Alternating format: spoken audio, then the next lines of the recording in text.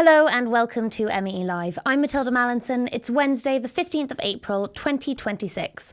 Up next, Trump versus the Pope.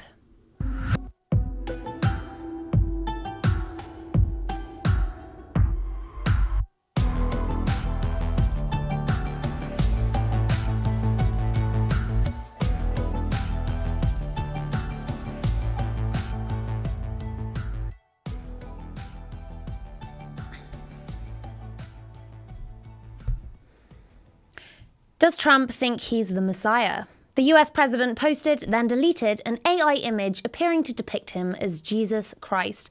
This followed real-life scenes from the Oval Office that were frankly not that far off. And amid all this, a feud with the Pope, a lengthy rant in which Trump called the pontiff terrible and weak and claimed sole credit for his being in the Vatican. Why? Because the Pope dared to criticise the US-Israeli war on Iran. It's a war steeped in Christian fanaticism, with US commanders calling these the end times to justify attacks, according to complaints by hundreds of US service members. It's a war led by a Secretary of War with a tattoo on his bicep reading Deus Vult, God wills it, the militant cry of medieval crusaders who slaughtered millions in their pledge to clear Muslims from the Holy Land.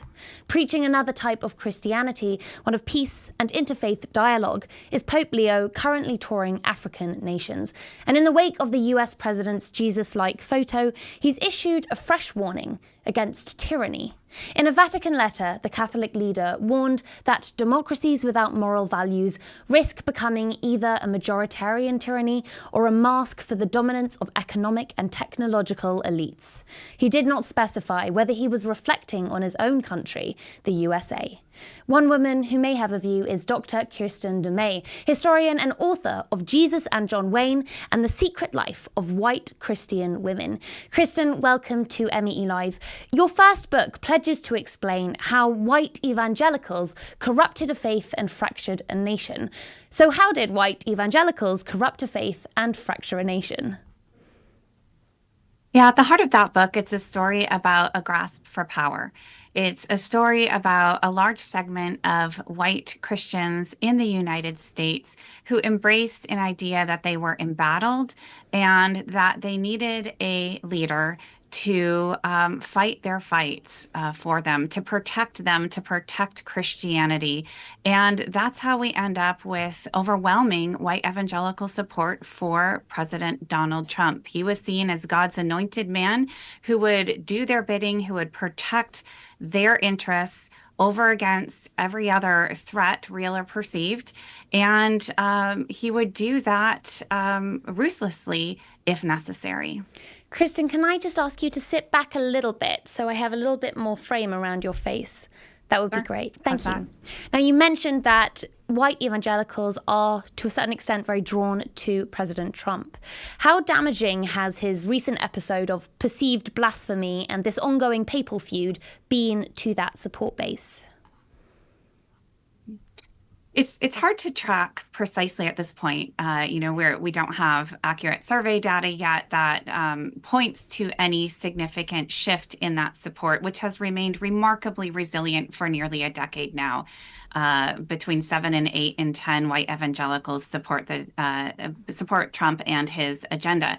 However, we have certainly seen outcry on social media from many Christians who see the image where he places himself as Christ. Arguably, he denies this now, but by all appearances, claiming that role as the savior himself, that seemed to cross a line for many of his supporters, at least at the grassroots level. And what I will say is among his most ardent supporters at the national level, the outcry seemed, to me at least, fairly performative. In other words, people criticized him, but also gave a lot of excuses, saying that maybe he didn't actually post it, maybe he was just joking, or clearly he needs our prayers, but he has done a lot of good things. And for that reason, I'm not seeing that this is definitely a sign that for his most ardent supporters and his most powerful supporters, that they are going to withdraw their support. Now, something that really interests me about your analysis of this issue is how gendered you depict it, this Christian understanding of masculinity that is claimed by the president. Now, I see two sort of ideas of this masculinity in competition. I was Christian raised as well, Catholic specifically. There's the peace-loving Pope, more in line with the New Testament, ideals defined by Jesus Christ, all forgiving and pacifist. And then there's the other manifestation of Christian masculinity, the sort of Old Testament version, a dictatorial and often violent version of masculinity, where pretenses of divine right are used by leaders to reject accountability to the people and to unleash bloody violence in war. How dangerous is it, in your eyes, when Christianity, and indeed religion in general, is weaponized to serve agendas of political power? I mean, it is very dangerous. And as you say, within Christianity or religion more broadly, because what you have is a spiritual faith really fueling aggression, the use of violence, and you have ready justification, right? If any perceived enemy is evil on the side of the devil, then why would you compromise? Why would you look for settlement? Why would you be concerned about committing atrocities, right? It can fuel this, but you're also exactly right that there are competing visions about war and violence within Christianity, within American Christianity as well. And in American Christian nationalist circles, those that have really embraced this militancy, there's very little talk of Jesus. Very little talk of Jesus in the New Testament about core Christian teachings like loving your neighbor, loving your enemy, turning the other cheek. Instead, you're right, they will go to the Old Testament or even kind of skirt the Bible altogether and just suggest that, this administration or any particular war or act of aggression is doing God's bidding and keep it as simple as that. And the other issue is that when you have a theocracy in which a leader claims to have been appointed or presents themselves to have been appointed by a higher power, then they're no longer answerable to the people. It's no longer a democracy. I wonder, do you see other ways in which Christianity, or this sort of perverse version of Christianity, is being used to undemocratically shape laws in the United States under this president? Yeah, that's a really good question because in America, right, we certainly had Christians who were among the founding fathers, Christianity was important to the founding of this nation.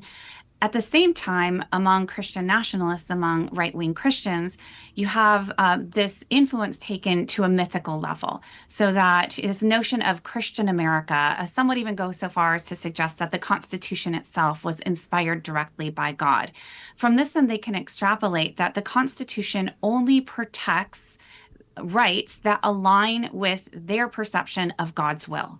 And so rights for LGBTQ individuals, for example, cannot exist within this framework. Some would even question the right of women to vote. Of course, that was added through later amendment. And so it becomes the Constitution itself and democracy becomes very pliable in their hands. They also have this sense that Christian Americans, conservative Christian Americans, people of their tribe, are the true Americans, the ones who are entitled to govern, who are entitled to lead. And so fundamentally, this is not a democratic position. It is not one that embraces pluralism.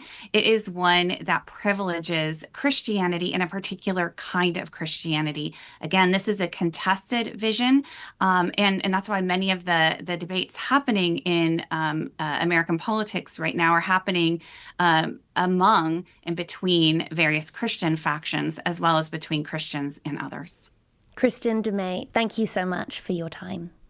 Now, the US cabinet has given competing explanations for the posting of the Jesus-like image. Catholic Vice President J.D. Vance says it was a joke by the president and people weren't understanding his humor. The president himself gave a different explanation. Mr. President, did you post that picture of yourself depicted as Jesus Christ? Well, it wasn't depicted. It was me, I did post it, and I thought it was me as a doctor, and had to do with Red Cross as a Red Cross worker there, which we support, and only the fake news could come up with that one. So I just heard about it, and I said, how did they come up with that? It's supposed to be me as a doctor making people better, and I do make people better. I make people a lot better. For today, that is all that we have time for. Make sure you're following us on social media at Middle East Eye. You can email MEELive@middleeasteye.net, subscribe and turn on your notifications to keep up with all our coverage.